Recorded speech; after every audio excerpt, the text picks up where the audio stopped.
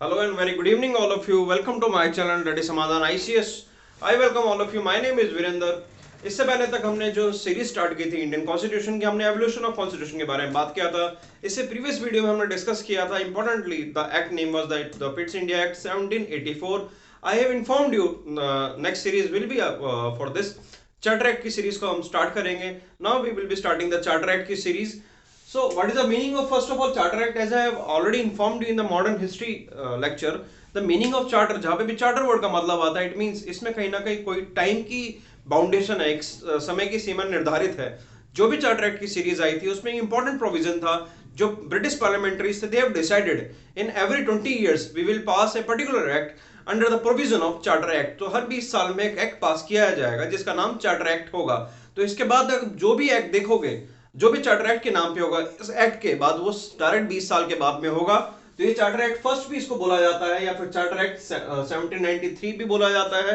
और जो next act होगा इसके 20 साल के बाद, यानी कि 1813 में होगा, उसके 20 साल के बाद 1833 में, देन 1853 में, उसके 20 साल के बाद भी चार्टर एक्ट आता। Because but we are aware about this thing कि बीच में क्रांति हुई थी, द फर्स्ट फ्रीडम जो फाइटिंग हुई थी हमारे नॉर्थ इंडिया में, उसकी वजह से कि चार्टर सीरीज की जो चार्टर एक्ट की सीरीज थी वो कहीं ना कहीं ब्रोक डाउन हो गई थी। But yes, that was the mind of parliamentary of the British people कि कहीं ना कहीं हर 20 साल में हम चार्टर एक्ट की सीरीज को स्टार्ट करेंगे।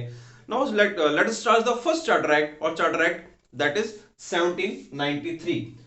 इस एक्ट के सबसे इंपॉर्टेंट प्रोविजन है द रेम्यूनरेशन एंड द परक्विजिस्ट और the perks of the member of board of control. यानी कि भारत में जितने बोर्ड ऑफ कंट्रोल के लोग थे, उनकी जो सैलरी थी, उनके जो भी रेम्यूनरेशन सैलरी या उनको जो और पर्क्स दिए जाते थे और सुविधाएं दी जाती थी, उसका जो सारा खर्चा है, इससे पहले ब्रिटिश गवर्नमेंट अपनी जेब से कर रही थी। But now they have decided you are there in India, you are earning from India, you are the important part of the commerce in India, so better you have to take whatsoever earning of yours but from the Indian revenue.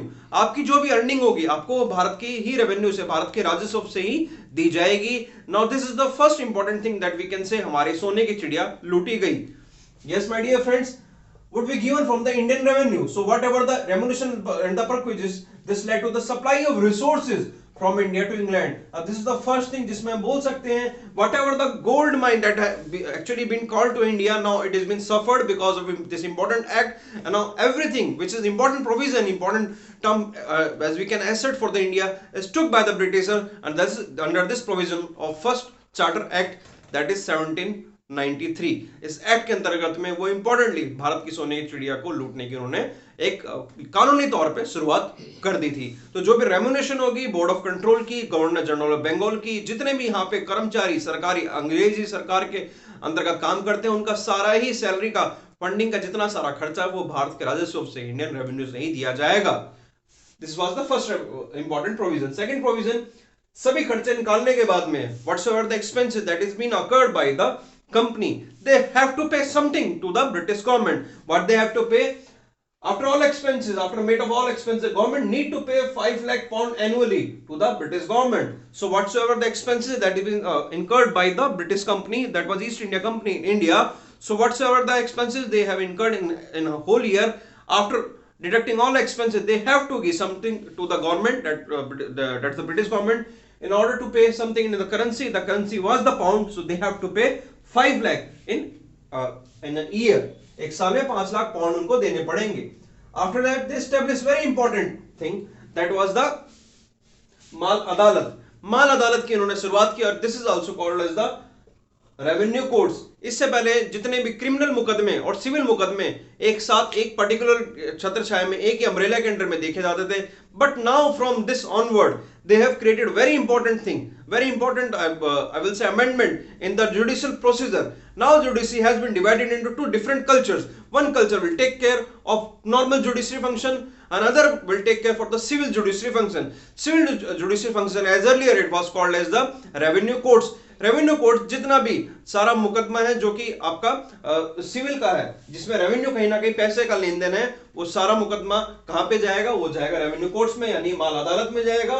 And it separated both revenue administration and the judiciary function of the company. जो भी company का revenue administration था और judiciary administration का, उन दोनों के दो फाड़ कर दिए। दोनों अलग अलग कोर्ट में अब उनको पेश में संज्ञान में लिया जाएगा उस समय के न्यायाधीश द्वारा। और last but not the least important provision that has been granted under charter act 1793 में दिया गया था, they granted licence to the both individuals and the company. अगर कोई इंडिविजुअल भी भारत में ट्रेड करना चाहता है but for the particular thing, उसको एक लाइसेंस लेना पड़ेगा, that license named as the privilege trade, यानी कि उसको प्रिविलेज दी जाएगी to trade into the opium. Bharat से ओपियम की खेती में ट्रेड कर सकता है, शिपमेंट में ट्रेड कर सकता है to the China only. China से शिपमेंट में अगर ट्रेड करना चाहता है, यानी पानी के रास्ते जहाज में रख के ओपियम को चाइना में बेचना चाहता है और उसका रेवेन्यू का कलेक्शन कमा के टैक्स गवर्नमेंट को देना चाहता है, तो वो ऐसा कर सकता है। वो इंडिविजुअल भी कर सकता है और कंपनी भी कर सकती है, बट दोनों को लाइसेंस कंपनी से यानी ब्रिटिश कंपनी से लेना पड़ेगा। In order to take the license they have to pay hefty important collection of money, उनको एक बहुत मोटा पैसा भी कंपनी को देना पड़ेगा। सो बाय हुक और by crook all the money gone in India now into the pocket of British government। जितना ही पैसा भारत में राजस्व के द्वारा कमाया जा रहा था कंपनीज के द्वारा, वो सारा किसकी जेब में चला गया? ब्रिटिश सरकार की जेब में चला गया। That was very important act, that पिट्स India act. इसके बाद में हर 20 साल में इसकी ऑडिट होती थी। 20 साल में ऑडिट में देखा जाता था क्या क्या खामी रही और किस किस खूबी के ऊपर में आगे बढ़ा जा सकता, खामी को पूरा किया जा सकता था और किया गया आने वाले एक्ट्स में, और उनमें कुछ इंपॉर्टेंट अमेंडमेंट और प्रोविजन किए गए और धीरे धीरे इंडिया को पूरी तरह से एक मॉनेटरी पावर बनाने के साथ में दे आल्सो मोनोपोलाइज्ड रिस्क, इसको एक अधिकार में अभी अपने साथ में सत्ता में ले लिया। We will see in the next charter act series. Till now if you have any doubt do ask me in the comment box. Thank you so much friends.